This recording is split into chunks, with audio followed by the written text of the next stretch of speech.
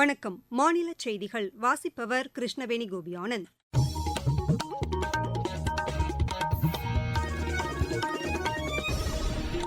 தலைப்புச் செய்திகள். தமிழகத்திற்கு சிறப்பு தேர்தல் செலவின பார்வையாளர்களாக நியமிக்கப்பட்டுள்ள திரு பாலகிருஷ்ணன் பல்துறை கள அதிகாரிகளுடன் இன்று ஆலோசனை நடத்தினார். தமிழகத்தில் கடும் வெயிலையும் பொருட்படுத்தாது அரசியல் தலைவர்கள் இன்று பிரச்சாரத்தில் ஈடுபட்டனர். நாட்டின் எல்லைப் பகுதிகளின் பாதுகாப்பை முப்படையினரும் உறுதி செய்ய வேண்டுமென்று பாதுகாப்புத்துறை அமைச்சர் திரு ராஜ்நாத் சிங் வலியுறுத்தியுள்ளார். தமிழகத்தில் நாடாளுமன்ற சட்டமன்ற உறுப்பினர்கள் மீதுள்ள வழக்குகள் மீது விரைந்து முடிவெடுக்க ஒத்துழைப்பு தர வேண்டுமென்று மாநில அரசை சென்னை உயர்நீதிமன்றம் கேட்டுக் கொண்டுள்ளது. IPL கிரிக்கெட் போட்டியின் இன்றைய ஆட்டத்தில் பெங்களூரு அணி லக்னோ அணியை எதிர்கொள்கிறது. இனி விரிவான செய்திகள். தமிழ்நாடு, ஆந்திர பிரதேசம், கர்நாடகா, உத்தரப்பிரதேசம், ஒடிசா ஆகிய மாநிலங்களுக்கு சிறப்பு செலவின பார்வையாளர்களை தேர்தல் ஆணையம் நியமித்துள்ளது. தேர்தலில் பணபலத்தை தடுக்கவும், அரசியல் கட்சிகள் மற்றும் வேட்பாளர்களின் தேர்தல் செலவுகளை தீவிரமாக கண்காணிக்கவும் தேவையான நடவடிக்கைகளை இவர்கள் மேற்கொள்ள உள்ளதாகவும் தேர்தல் ஆணையம் கூறியுள்ளது. இதற்கிடையே தமிழகத்திற்கு சிறப்பு தேர்தல் செலவின பார்வையாளர்களாக நியமிக்கப்பட்டுள்ள ஓய்வு பெற்ற மத்திய வருவாய்த்துறை அதிகாரி திரு பாலகிருஷ்ணன், தமிழக தலைமை தேர்தல் அதிகாரி திரு சத்யபிரதா சாஹூ ஆகியோர் தேர்தல் செலவினங்களை கண்காணிப்பது குறித்து இன்று ஆய்வு மேற்கொண்டனர். வருமான வரித்துறை, அமலாக்கத்துறை உள்ளிட்ட பல்வேறு அமைப்புகளின் அதிகாரிகளுடனும் தேர்தல் செலவின கண்காணிப்பு குறித்தும் பணபலத்தை தடுப்பதற்கான நடவடிக்கைகளை மேற்கொள்வது குறித்தும் ஆலோசனை நடத்தினர். தமிழகத்தில் கடும் வெயிலையும் பொருட்படுத்தாது அரசியல் கட்சித் தலைவர்கள் இன்று தீவிர பிரச்சாரத்தில் ஈடுபட்டனர். மாநிலம் முழுவதும் சுற்றுப்பயணம் மேற்கொண்டு தங்கள் கட்சிகளின் வேட்பாளர்களுக்கு ஆதரவு திரட்டி வருகின்றனர். திமுக தலைவரும் முதலமைச்சருமான திரு மு.க. ஸ்டாலின் இன்று வேலூர் மற்றும் அரக்கோணம் வேட்பாளர்களுக்கு ஆதரவாக வாக்கு சேகரிக்கிறார். அஇஅதிமுக பொதுச் செயலாளர் திரு எடப்பாடி பழனிசாமி திருப்பத்தூரில் மக்களை சந்தித்து வாக்கு சேகரித்தார். தங்கள் கட்சிக்கு வாக்களித்தால் மக்களின் உரிமைகள் பாதுகாக்கப்படும் என்று தெரிவித்தார். கோவை தொகுதியில் தேர்தல் பிரச்சாரத்தில் ஈடுபட்ட பிஜேபி மாநில தலைவர் திரு அண்ணாமலை, கச்சத்தீவை மீட்டெடுத்தால்தான் தமிழக மீனவர்களின் பிரச்சினைகளுக்கு தீர்வு காண முடியும் என்றார். கடந்த 2014ஆம் ஆண்டு உச்சநீதிமன்றம் கச்சத்தீவு குறித்த கருத்தை வெளியிட்டது என்றும், இதனை மக்கள் தெரிந்து கொள்ள வேண்டும் என்பதற்காக தாங்கள் இப்போது பேசி வருவதாகவும் அவர் கூறினார். கிருஷ்ணகிரி மக்களவைத் தொகுதியில் பிரச்சாரம் மேற்கொண்ட இந்திய கம்யூனிஸ்ட் கட்சியின் மாநில செயலாளர் திரு முத்தரசன், மக்களின் வாக்குகளை பெறுவதற்காக மட்டுமே பிஜேபி கச்சத்தீவு குறித்த பிரச்சினையை எழுப்புவதாக கூறினார். 1974ஆம் ஆண்டு மாநில அரசை கூட கலந்தாலோசிக்காமல் கச்சத்தீவு இலங்கைக்கு வழங்கப்பட்டதாக தெரிவித்தார். நீலகிரியில் பிரச்சாரம் மேற்கொண்ட பிஜேபி மூத்த தலைவர்களில் ஒருவரான திரு எல் முருகன், நீலகிரி பசுந்தேயிலைக்கு உரிய விலை கிடைப்பதற்கான நடவடிக்கைகளை தமது கட்சி எடுத்ததாக கூறினார். அப்பகுதியில் விளையும் காய்கறி மற்றும் மலர்களை பதப்படுத்துவதற்கு குளிர்சாதன கிடங்கு செய்து தரப்படும் என்றும், மலைவாழ் மக்களுக்கு மருத்துவ வசதி செய்து தரப்படும் என்றும் அவர் குறிப்பிட்டார். தருமபுரியில் பிரச்சாரம் மேற்கொண்ட தமிழ்நாடு காங்கிரஸ் கமிட்டி தலைவர் திரு செல்வ பெருந்தகை, கடந்த 2014ஆம் ஆண்டு தேர்தலில் வெற்றி பெற்ற பிரதமர் திரு நரேந்திர மோடி இதுவரை கருப்பு பணத்தை மீட்டுக் கொண்டுவதற்கான நடவடிக்கைகளை எடுக்கவில்லை என்று கூறினார். தமிழகத்திற்கான திட்டங்களை பிஜேபி அரசு நிறைவேற்றவில்லை என்றும் அவர் குற்றம் சாட்டினார். கடந்த ஆண்டு வெள்ளத்தால் பாதிக்கப்பட்ட தமிழகத்திற்கு உரிய நிவாரணம் வழங்கப்படவில்லை என்றும் அவர் தெரிவித்தார். தேர்தல் தொடர்பான நடவடிக்கைகளை மாவட்ட நிர்வாகங்களும் முழுவீச்சில் மேற்கொண்டு வருகின்றன. சென்னை மாவட்டத்திற்கு உட்பட்ட சட்டமன்ற தொகுதிகளில் பயன்படுத்தப்படவுள்ள வாக்குப்பதிவு எந்திரங்களை குலுக்கல் முறையில் தெரிவு செய்வதற்கான பணி அங்கீகரிக்கப்பட்ட அரசியல் கட்சிகளின் பிரதிநிதிகள் முன் இன்று சென்னை மாநகராட்சி அலுவலகத்தில் நடைபெற்றது.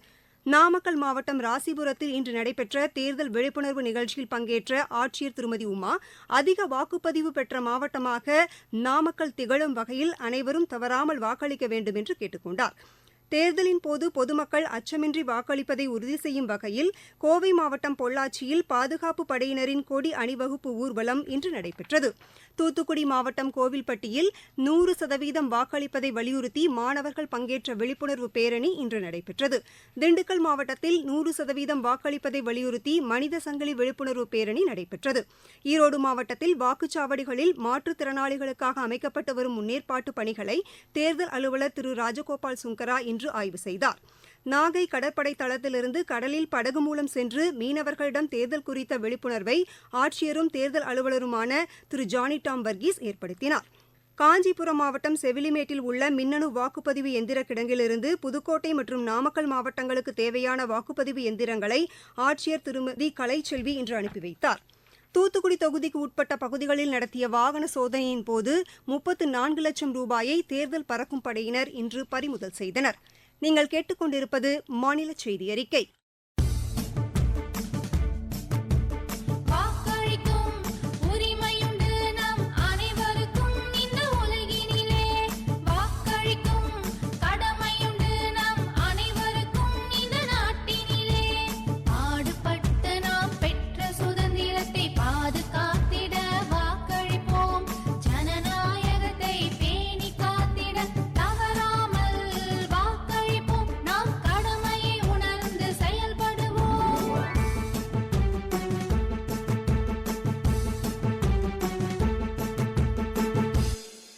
மக்களவைத் தேர்தலை ஒட்டி பல்வேறு தொகுதிகளை பற்றி அறிந்து கொள்ளும் தொகுதி அலசல் தொகுப்பில் காஞ்சிபுரம் மக்களவைத் தொகுதி குறித்து எமது செய்தியாளர் தரும் தகவல்.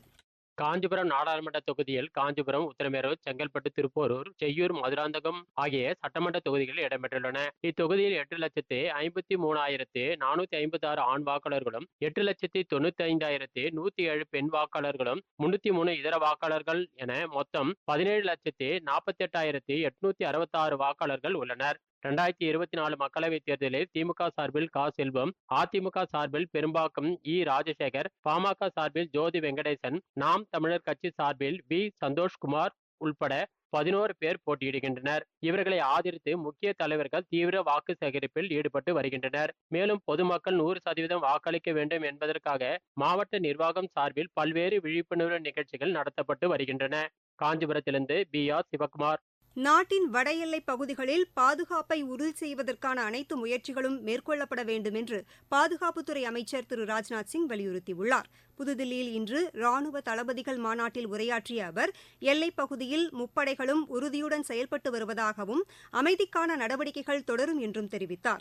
மேற்கு எல்லைப் பகுதியில் செயல்பட்டு வரும் ராணுவம் மற்றும் பாதுகாப்பு படையினரின் பணிகளையும் அமைச்சர் பாராட்டினார். தீவிரவாதத்துக்கு முற்றுப்புள்ளி வைக்க பாதுகாப்பு படையினர் மேற்கொண்டு வரும் நடவடிக்கைகளுக்கு தேவையான உதவிகளை அரசு நிர்வாக அமைப்புகளின் அதிகாரிகள் செய்து தர வேண்டும் என்று கேட்டுக் கொண்டார். ஜம்மு காஷ்மீர் யூனியன் பிரதேசத்தில் மேற்கொள்ளப்பட்டு வரும் கண்காணிப்பு பணிகளினால் அரசு நிர்வாகம் சீராக செயல்பட்டு வருவதாகவும் அவர் கூறினார். புதிய தொழில்நுட்பங்களை கொண்டுவர ராணுவம் எடுத்து வரும் நடவடிக்கைகளையும் திரு ராஜ்நாத் சிங் பாராட்டினார்.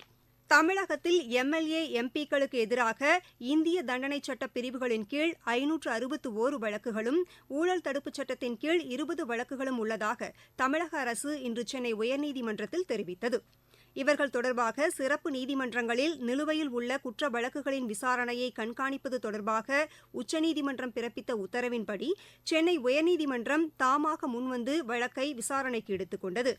தலைமை நீதிபதி திரு கங்கா பூர்வாலா மற்றும் நீதிபதி திரு சத்யநாராயண பிரசாத் அமர்வு முன்பு இன்று இந்த வழக்கு மீண்டும் விசாரணைக்கு வந்தபோது இது தொடர்பான அறிக்கையை தமிழக அரசு தாக்கல் செய்தது.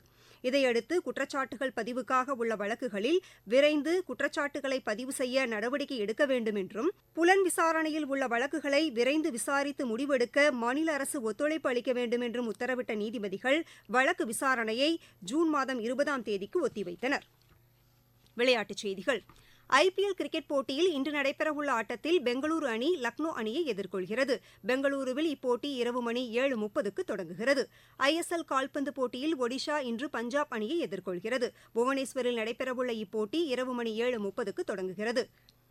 காஷிபா ஓபன் டென்னிஸ் போட்டியில் இந்தியாவின் அங்கிதா ரெய்னா, தைவானின் சா யி இணை காலிறுதிக்கு முன்னேறியுள்ளது. ஜப்பானில் நடைபெற்று வரும் இப்போட்டியின் மகளிர் இரட்டையர் பிரிவு முதல் சுற்று ஆட்டத்தில் இந்த இணை 6-2, 6-1 என்ற செட் கணக்கில் தைவானின் யூ யுன் லீ, ஹாங்காங்கின் ஹாங் யி கோடி வாங் இணையை வென்றது. மீண்டும் தலைப்புச் செய்திகள்.